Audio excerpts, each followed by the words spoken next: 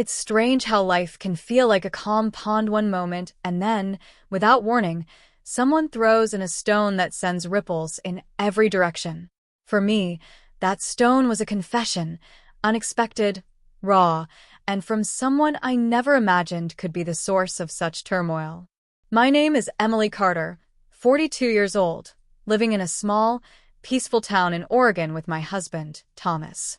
We had been married for 18 years. To most people, our marriage looked steady. Two people who'd built a comfortable life, shared a modest home with a garden out back, and had Sunday routines involving pancakes and the local farmer's market. We weren't flashy, but we were solid. Or, at least I thought so. The story begins on a rainy Thursday.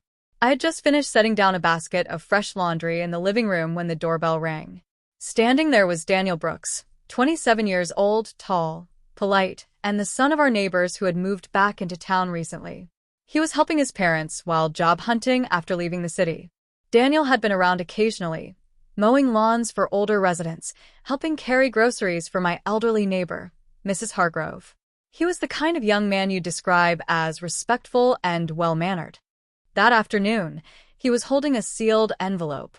"Mrs. Carter, hi," he said, a little awkward. Could I talk to you for a few minutes? In private." I hesitated. Thomas wasn't home. He was working late, and something about Daniel's expression made me curious. I invited him in. We sat in the living room, the soft patter of rain against the windows filling the silence. He fidgeted with the envelope, finally sliding it across the coffee table toward me. "This might sound strange," he began, "but I needed to tell you something because keeping it in feels wrong." I opened the envelope and found a handwritten letter. The words were careful but intense. Daniel was confessing that he had developed deep feelings for me over the past few months. He wrote about admiring my kindness, the way I helped people in the neighborhood, the smile I offered him when I thanked him for fixing Mrs. Hargrove's fence. It wasn't crude or inappropriate, just honest, heartfelt, and unsettling. I looked up at him, stunned. "Daniel, you're very young and I'm married. This is a lot." "I know," he said quickly. "I'm not expecting anything. I just couldn't keep it inside. I'm sorry if this makes things awkward." It did make things awkward. For the rest of the day, my mind kept circling back to that moment. The letter sat on the coffee table, a quiet weight in the room. When Thomas came home, I didn't tell him right away. Not because I wanted to hide it, but because I didn't know how to explain it without making it sound bigger than it was. For the next week, every time I stepped outside, I wondered if I'd run into Daniel. And I did, once at the grocery store, once while watering the front garden. Each time, he was polite but distant, as if he was giving me space. But something had shifted inside me. Not romantic interest, no. It was more like a crack in a wall I thought was impenetrable. The letter made me reflect on my marriage. When was the last time Thomas had looked at me with the same admiration Daniel described? Had our life become so routine that we'd forgotten to see each other? Finally, I decided to tell Thomas. We were sitting at the dinner table when I placed the letter in front of him. His eyebrows knit together as he read. He didn't speak for a long time, and I could see the flicker of surprise, then unease in his eyes.